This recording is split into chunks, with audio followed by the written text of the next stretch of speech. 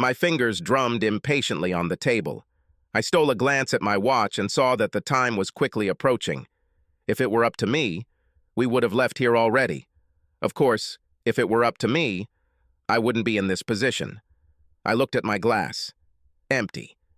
As for his glass, well, let's just say he's been sipping beer for half an hour. My fingers continued to drum impatiently when I suddenly felt her hand on mine. Her thin fingers held mine. The touch of cool skin calmed me. I turned to look at Michaela, who looked at me as if to say, "I know, just a few more minutes." What she actually said was directed at the man across from us. "We're so glad everything turned out so well, Mr. Hume," Michaela said. "Matt, if you don't mind." "It's all thanks to you," he replied. "Actually, there are two of us," she said, turning to me. "Nate worked hard on this." He said, barely sparing me a glance. However, the client seemed ready to eat it. Michaela was a beautiful girl, but for this particular meeting, she also decided to wear an attractive and tight red dress. It was quite modest in some respects, knee-length, with just a hint of cleavage, but it still turned a lot of heads. Michaela always tried to dress well for her clients. We went on this trip together to complete the contract. The contract was concluded, signed, sealed, and delivered. But, as is often the case in this business, the chatter doesn't stop. It's not always that bad. Some of the clients had a lot of fun. On the other hand, this guy was most interested in mentally undressing Michaela. "You're lucky, Nate," he told me. "What do you mean, Matt?" "Great job, beautiful, life can be worse." Michaela and I exchanged glances before laughing. "We are not a couple." "I'm married," said Michaela, flashing her wedding ring. "And not with me," I quickly added. "Oh, I'm so sorry. I was just guessing from watching you guys last week. You two were inseparable. And all these common views, common food. I even saw you adjust his collar, Michaela." "I just want my colleague to keep a close eye on our most important client," Michaela laughed. "If I were your husband, I would be jealous of this," he said, pointing at me before adding. "Or vice versa." He let out a choked chuckle as Michaela and I faked smiles. This last joke hit me too deep. Looking at Michaela sitting next to me, sipping the rest of her wine, looking as chic as ever and smelling as great as ever, it was hard not to fall in love with her. And after working with her for the last couple of years, I fell in love. This was our first business trip together, and although we spent most of our time immersed in paperwork and cozying up to Matt Hume, I had to admit that there was something very tempting about spending an entire week together, eating breakfast, lunch, and dinner together, spending hours on end in each other's company, and more than once staying late and drinking a few glasses. The illusion dissipated only when we returned to the hotel and went to our rooms. I've been married for a year now. I heard Michaela's voice when I finally woke up from my dreams. "What about you, Nate? Married?" Matt asked me. "No. But if you get down on one knee, Matt, I'll think about it," I joked. Matt laughed again. I felt Michaela's hand on mine again, but this time she turned my wrist so she could see my watch. Her eyes widened for a moment before she turned her customer face, as she calls it, back to Matt. "Well, Matt, it was amazing. But if Michaela and I want to catch the plane, we better hurry," I said. "Nonsense. You'll only have one more bottle left," Matt said, slamming his hand on the table. "That's generous, Matt. But the office will go crazy if we make them pay extra expenses. I am a client, and the client is always right. Give me an invoice." "What?" "Tomorrow you will board the plane. Give me an invoice, and I'll pay the costs." "I'll tell your boss right now," Matt said, pulling out his phone. Michaela looked at me pleadingly. She didn't want to be here any more than I did. I knew I had a choice, but I didn't know if I wanted to take it. But when I looked at her, and she looked at me with her eyes, I could not resist. "Well, Matt, I'm more than happy to stay here and have a drink with you under the table, but I'm afraid it'll be just the two of us. Michaela won't be able to join us. If Michaela was embarrassed, she hid it well. As for Matt, he could barely hide his disappointment. "She's rushing to her father's 60th birthday party," I explained. "Michaela's father turned 63 months ago, and she turned and stared at me. I ignored her and kept my eyes on Matt. 'Oh, you're a good girl.' Well, I can't stand between my daughter and her old man's birthday, he said. I turned to Michaela and said, "See you at work on Monday." Michaela smiled widely and gently placed her hand on my forearm before grabbing her purse and standing up. I turned to Matt and prepared myself for what could potentially be a long night, unless my gamble paid off. I looked closely at Matt and could almost see the gears moving in his head. Suddenly, he shook his head and said, "Ah, you better go with her, Nate. You are a good man offering to join me, but you have a more important role as a young lady's escort." I sighed to myself with relief. Outwardly, I said, "Are you sure? After all, today is Friday. I'm always ready for a drink." "Ha! I like you, Nate, but next time, don't wait for me to finish. You better hurry up." We quickly said goodbye and rushed to the door. I didn't realize it, but Michaela was looking at me the whole time. I didn't notice this until we went outside and stopped a taxi. "What? You're a really good friend, Nate." "What are you talking about?" I said, encouraging her to continue. "Were you really going to let me go and stay here with him?" "I knew you wanted to go home." "Yes, but it was very nice of you." "Thank you," she said, looking me straight in the eyes. Just looking at her made my knees almost buckle. "It's okay," I replied casually. "Are we really late?" "Not if we hurry. We'll go back to the hotel, grab our bags, check out, and then head to the airport." "Right. It sounds good. Do you think we can do it?" "Yes, don't worry, we can handle it." "Nothing worked out for us." "What?" Michaela exclaimed. "From here, I can literally see the plane. But they won't let us in. The doors are closed. We missed him." "No. What do we do?" "The lady at the counter checks when the next available flight is." "Are you kidding me? Do you have a better idea?" "No, I'm just upset. The plane is right here." Here it is," I said, as we watched the plane move away from the terminal. Frustrated, Michaela sank heavily into her chair in the departure lounge. I looked at my watch. It was already late. I looked outside and saw only darkness. The sun has long since set. It seemed almost impossible for us to get on another flight today. As often happens in such circumstances, I began to pace back and forth. "What are you doing?" "Sit down," Michaela said. "I don't want to." "Why?" "Because I've spent enough time with you this week to know that I need to give you space when you're like this." Despite everything, Michaela grinned. "Sit down," she said in a softer tone. I smiled, took my bag off my shoulders, and sat down next to her. Michaela said, "I should have listened to you. We shouldn't have had lunch with Matt. No, you were right. After all, he is a client. No, you just wanted to have a quiet drink together. It would be much better than having lunch with him. I thought he was quite rude to you." "Of course, but of course," I answered, chuckling to myself. "What does it mean? Does this mean you drink in this dress?" He got ideas. "What's wrong with my dress?" she said, smoothing out the wrinkles on the thin crimson fabric.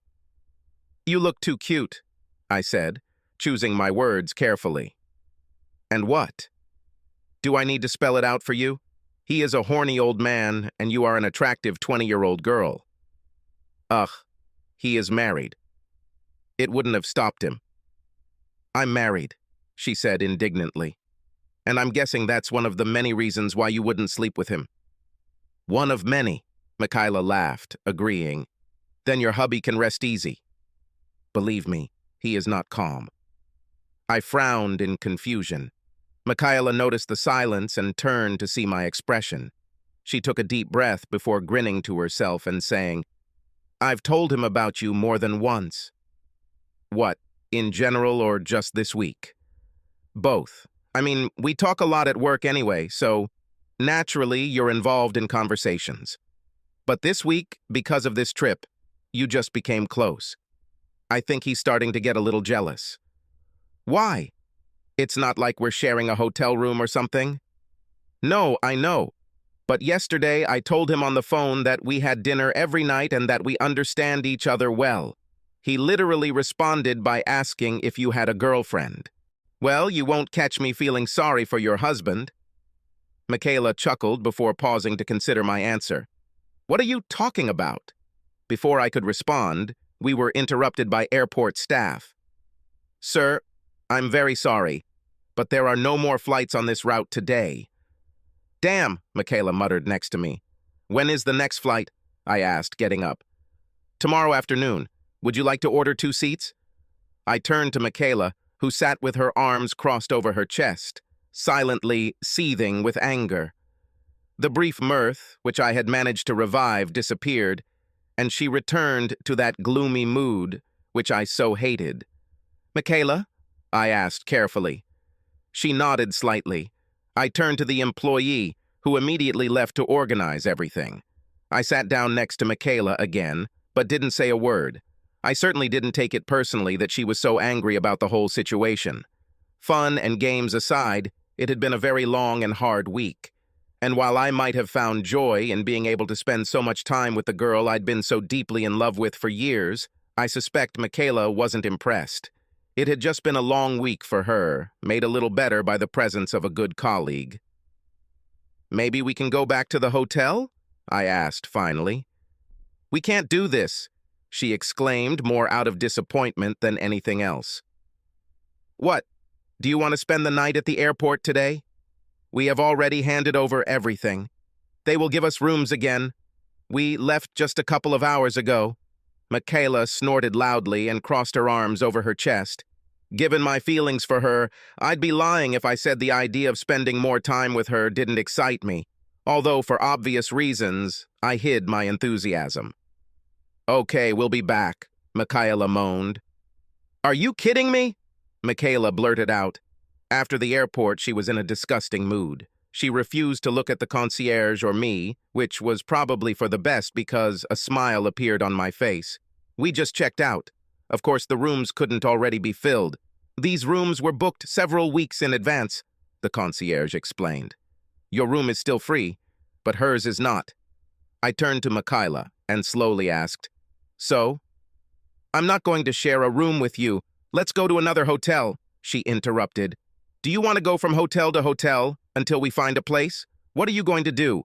Michaela, it's almost midnight. I want to go upstairs and sleep. Michaela gave me a disdainful look, causing me to add, I'll sleep on the floor. You can take the bed. That's very nice, she said with a weak smile, softening slightly. But I just don't think it's a good idea. Listen, we will do whatever you want. If you want to look for another hotel with 2 rooms available, let's do it. Otherwise, give me a pillow, and I'll make myself comfortable on the floor. She looked at me for what seemed like an eternity before she finally nodded silently. I smiled mentally before turning back to the concierge. By the time I took the access card, Michaela was already walking towards the elevator. We stood in silence in the elevator. We walked down the corridor in silence. They entered the room silently. It was approaching midnight, and we were both exhausted. I at least found some amusement in the current situation, but it was obvious that this feeling was not shared. Michaela didn't say a word, even as she pulled back the sheets on the bed, opened her suitcase, and took out her pajamas. I timidly approached the bed, silently grabbed one of the 4 pillows, and stared at the floor. Michaela, perhaps finally admitting that this wasn't an ideal solution for me either, muttered, Do you need a blanket? Or maybe we'll ask them to bring another one. No, it's really warm today. I'll be okay. Okay, I'll go take a shower. Do you want to jump into the toilet first? No, you go ahead. I'll just fall apart. She nodded, rolled up her clothes and a towel, and went into the bathroom.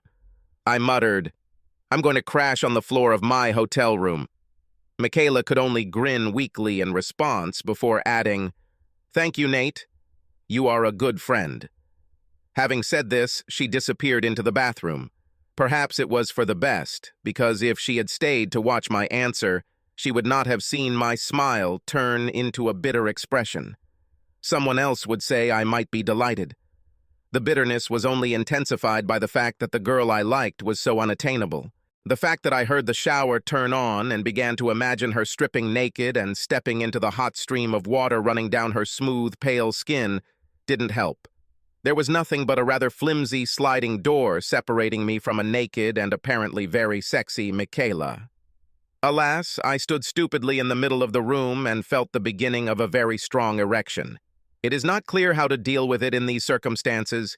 Taking a cold shower was impossible simply because Michaela was inside said shower. Perhaps this whole missed flight and hotel room situation could be more trouble than it seems. This feeling only intensified when I threw the pillow on the floor at the foot of the bed and tried to get comfortable on the hard, cold floor. I lay on the hard surface for a while, listening to the murmur of the shower. Eventually my mind went blank, and I just waited for her to come out. I knew she would be fully dressed, but I waited with bated breath to see what she would wear to bed. I received my answer after what seemed like 10 or 20 long minutes. She stayed there quietly for several minutes. From time to time, the tap would open and I would hear her brushing her teeth or making some sounds. But otherwise, I just lay there and waited silently. When she finally came out, she was wearing tiny shorts and a thin t-shirt. They were pretty worn and faded with time. She was so casual, so homey, and for some reason she turned me on more than if she were in her underwear. Coming out of the bathroom, she looked down at me and smiled quickly before climbing onto the bed and asking, "Can I turn off the light?" To her. With these words, she turned off the nightlight, and we were left alone in the dark room. "Good night," she said unexpectedly, cheerfully. "Good night." For a second, I listened silently as she fidgeted in bed, trying to get comfortable. After a few moments, the silence became deafening, not only because it was night and we were about to fall asleep, but because it felt like we were both holding our breath and very aware of the other person. After a moment, I asked, "Hey, Michaela." "Yes." "Will you remember the time when we rented a hotel room together?" She moaned loudly. "I knew you would make it problematic." "Come on, this is funny. Relax, I'm not writing this live. This could be our secret. It would be better this way. Good night, Michaela." "Good night, Nate." It's hard to explain, but it seemed final. It was as if we had finally said our last words and could finally fall asleep. I tossed and turned on the hard floor, trying to get comfortable. The thrill of the situation was gone, and now the thought of trying to sleep on a hard, unforgiving surface almost made me wish we had separate rooms. I shifted into different positions and closed my eyes each time, only to awkwardly turn around 5 minutes later. After what seemed like an hour, I reached for my phone and discovered that less than 20 minutes had passed. This night promised to be long. I listened carefully and heard Michaela's quiet breathing. I dared to sit up briefly and try to see her from the foot of the bed, but I could only see a motionless figure under the covers. I lay down again and stretched heavily. I closed my eyes again, only to open them a few minutes later, still no closer to sleep. At that moment, I began to think about Michaela, and me and the long road that brought us here. At that time, we had known each other for more than 2 years. I remember how we initially had a cautious but fun conversation in the office when we first got to know each other. Then, being placed in the same work group, we got to know each other a little better, and there was a slow realization that with every new side of her that was revealed, with every personality quirk, with every hobby, with every little thing, I realized that this girl was perfect for me. I still remember the crushing feeling when I found out that she had a boyfriend. It was almost as bad as when I heard shortly after that she was engaged. I wasn't invited to her wedding, which was probably for the best. But since then, we have gotten to know each other much better. And while I wouldn't call us inseparable these days, more than a couple of people have commented on how close we seem at work. "Are not you asleep yet?" she suddenly asked, interrupting my train of thoughts. "Yes," I answered with unexpected eagerness. Suddenly the light came on, forcing me to shield my eyes from the blinding light. "Damn it! Turn it off, please. I feel very bad." Her voice sounded much closer, much more spontaneous. I allowed myself to open one eye and saw that she was lying on the edge of the bed and looking at me. "Then take an antacid," I grumbled. "I told you not to eat that shit at the airport." "No, that's not the point," she grinned. "Can you sleep down there?" "I tried until you turned on the light," I said, trying to sound stoic. "Well, if you can't do it on the floor, I think you can sleep in the bed," she said. "I can't force you to spend the whole night there." "Is it true?" Both my eyes opened. "Yes," she said. "Go." Not wanting to seem too keen on the idea, I slowly sat up, grabbed a pillow, and crawled at a snail's pace to the edge of the bed.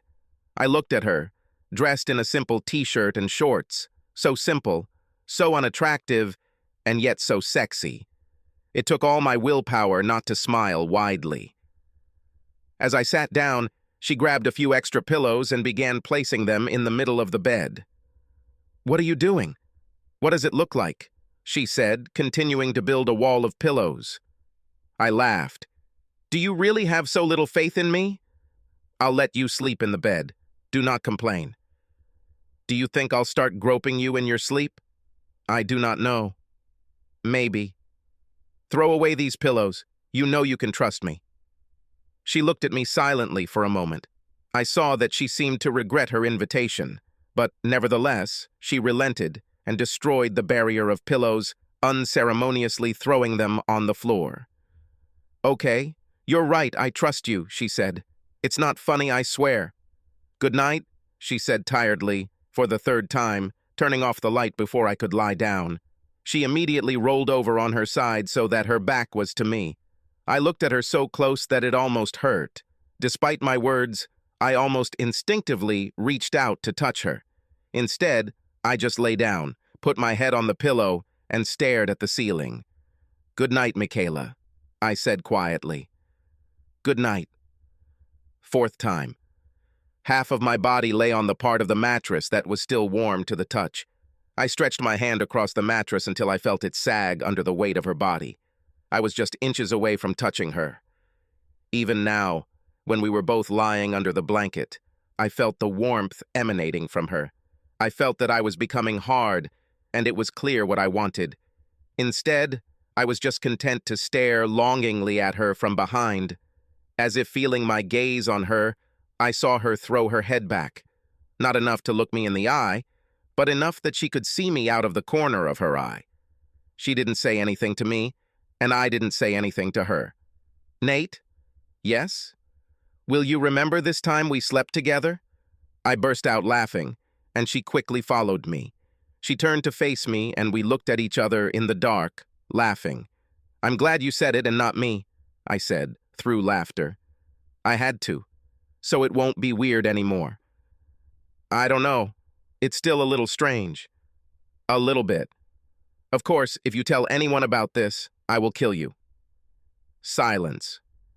Especially my husband. "I've never even met your husband," I laughed. "I'm just saying in case you do." "What do you think I would do?" "Hi, I'm Nate. I'm the guy who slept with your wife once." "I already regret it," she chuckled. "Go to bed, Nate." "Good night, Michaela." Again. This time, she fell asleep for real. She turned over, closed her eyes, and within a few minutes was asleep.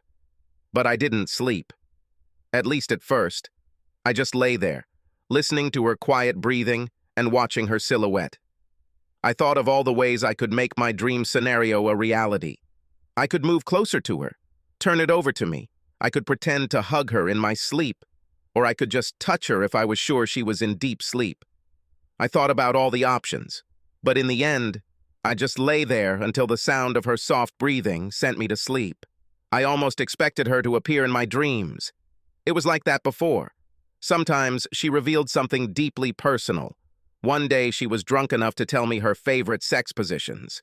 She never struck me as a girl who liked the 69 position, and to be honest, it wasn't a position that ever really attracted me. But the evening she told me about it, she appeared in a particularly memorable dream doing just that.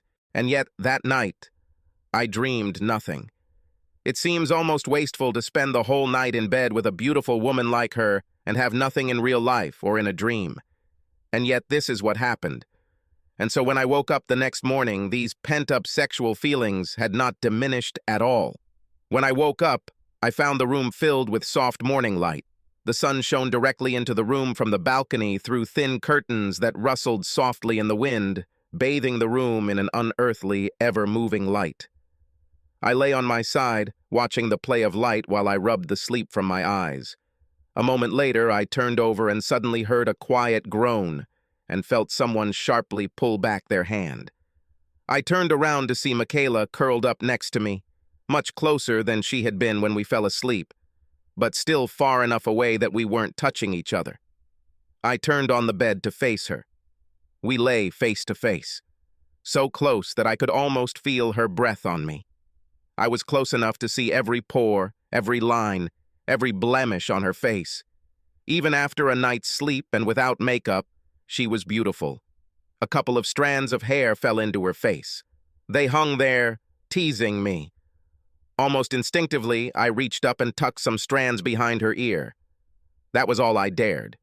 Of course, I knew what I wanted to do, but I didn't know and was afraid that everything would be bad if I started running my hands over my body or stealing a kiss or anything else that came into my head. And yet, here I was, my hands slowly creeping under the sheets and across the bed. My mind was screaming to stop, but my willpower was completely broken. I needed contact, any contact, something to bridge this distance between us, some glimpse of what it was like to be with her. Finally, I felt my fingertips touch my body, but where I expected to touch the fabric of her shirt, I found myself touching bare skin. I lightly ran my fingers over what I now realized was my stomach before I felt my knuckles unmistakably touch my lower chest. My shirt must have ridden up my chest somewhere during the night, but I couldn't see because of the sheets. This very short touch acted on me like an electric shock. I almost immediately recoiled, jumped out of bed, and headed straight to the bathroom. I splashed water on my face and looked at myself in the mirror. The face that looked at me was a strange mixture of shame and lust. I lowered the toilet lid, sat on it, and pulled myself together. It was one thing to find pleasure in the ridiculous situation in which I found myself. It's quite another to pester a colleague or friend in a dream. Then I noticed that she had left her wristwatch near the wash basin. The time showed 5:45. It was still early. Most likely, she will wake up only in a few hours, and I couldn't hide in the bathroom all this time. And I felt tired. I knew I wanted to go back to bed, although I didn't know if I had the strength to hold back. It took a few more minutes before I felt comfortable enough to leave the bathroom.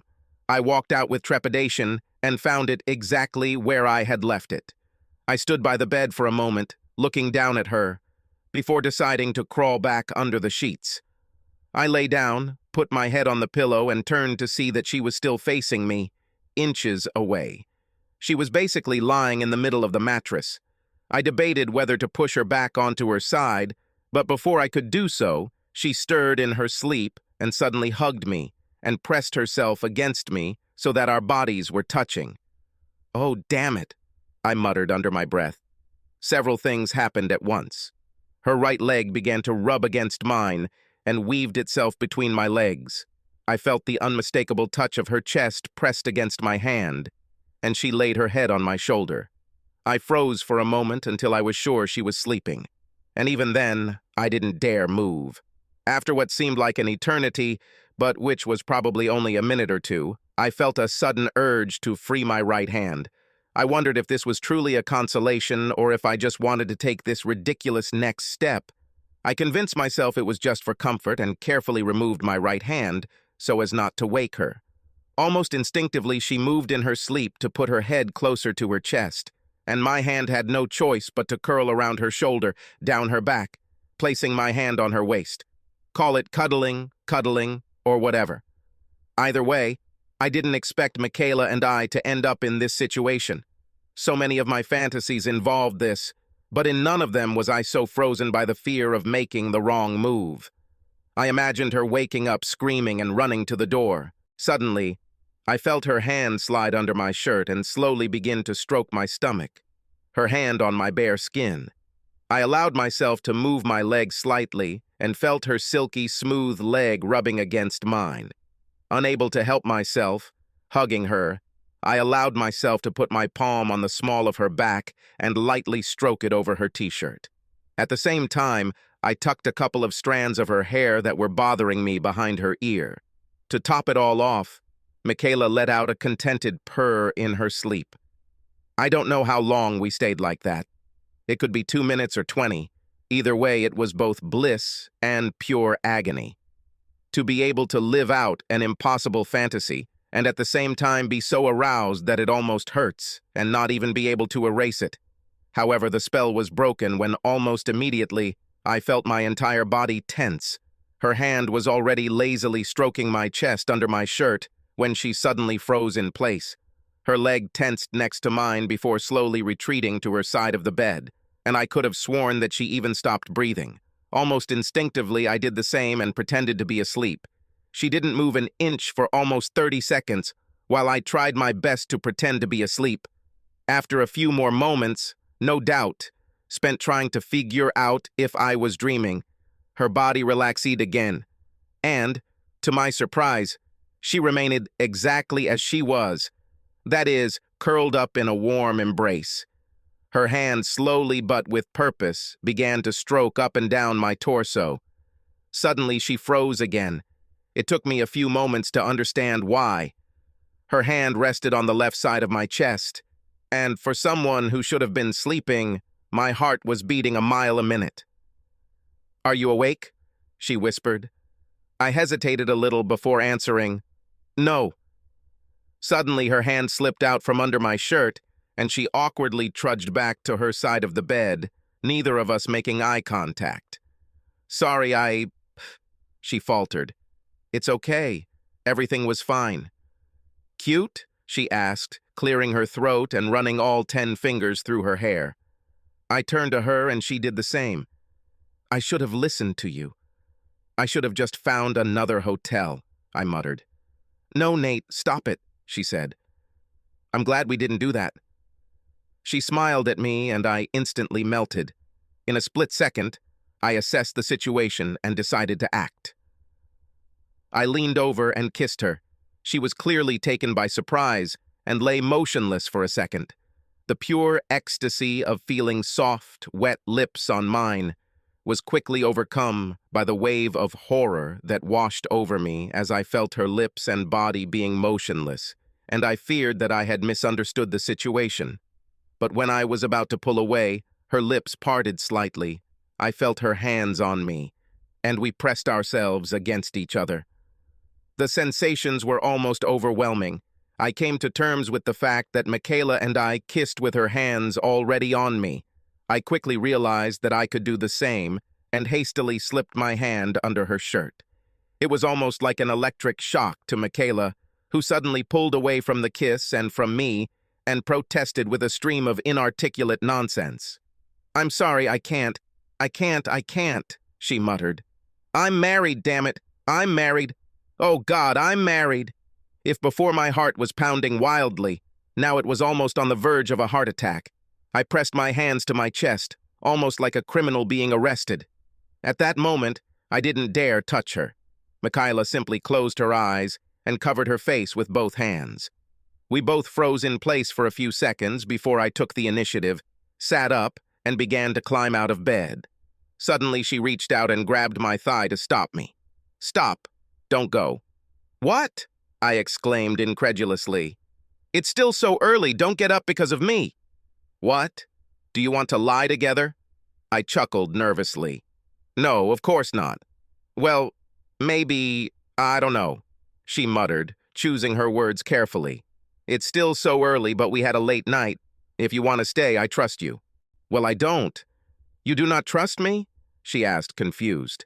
"No, I don't trust myself, especially with you." "What are you talking about?" "You know perfectly well. You know I'm crazy about you.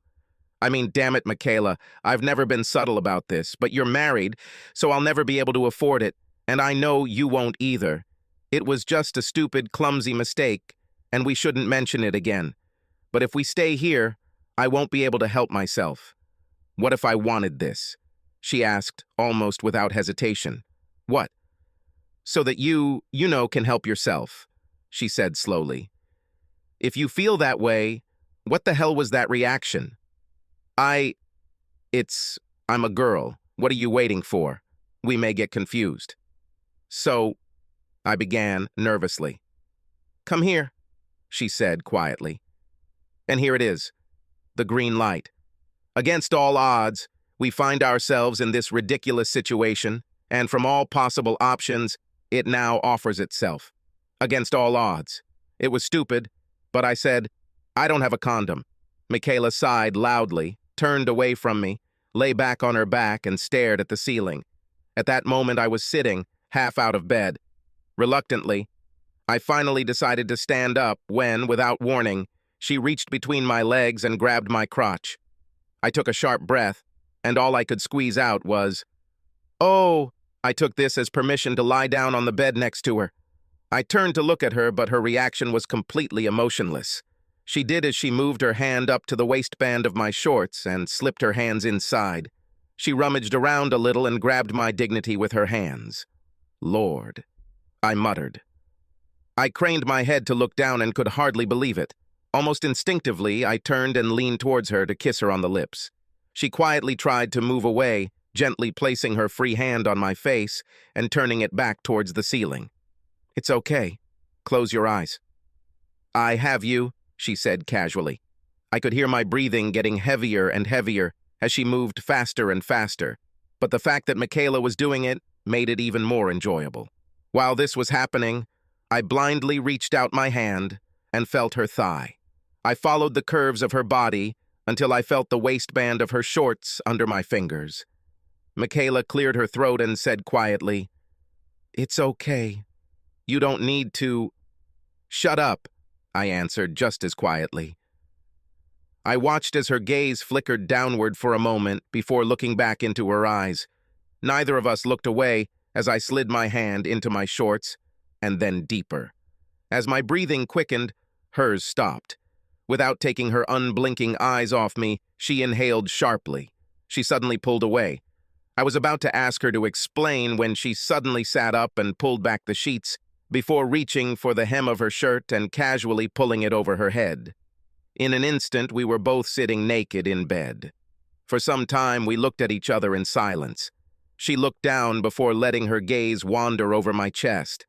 I admired her firm, full, albeit smaller than expected bust. I moved towards her as she reached out, placed her hand on my chest, and pushed me back onto the mattress. She took the initiative. "Oh, fuck," I moaned with pleasure. I enjoyed it, but soon I needed to give her reciprocal caresses. Giving each other pleasure, we were both approaching the finish line. Wait, she stammered. "What? What's happened?" "Take me." "What?" "Take me now," she breathed, breathless. "You—" "Yes," she interrupted. "Hurry up, I'm so close." With that, I grabbed her ankles and we were reunited. Maybe she's married, maybe we don't have condoms, but at that moment I didn't care. She pulled me close to her as I worked at a steady rhythm. I continued my work.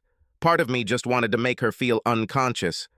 But even at that moment, I knew it might be fleeting, so I allowed myself a slow and steady pace. No matter how hard I try, I won't last long. These were years of creation, years of admiring her from afar, years of fantasizing about her in waking moments, and years of wanting to drunkenly kiss her all those nights. All of this was built on this. We both moaned at the same time. I moved faster and faster, and we both came to the finish line. We held each other tightly, not daring to move. I don't know how long we stayed like that. It seemed like an eternity had passed. We stayed like that for some time. By this time, the sun had truly risen, and footsteps were heard in the hotel corridor. Michaela and I remained lying in bed, staring at the ceiling. "What now, Nate?" "I still can't breathe. That's what."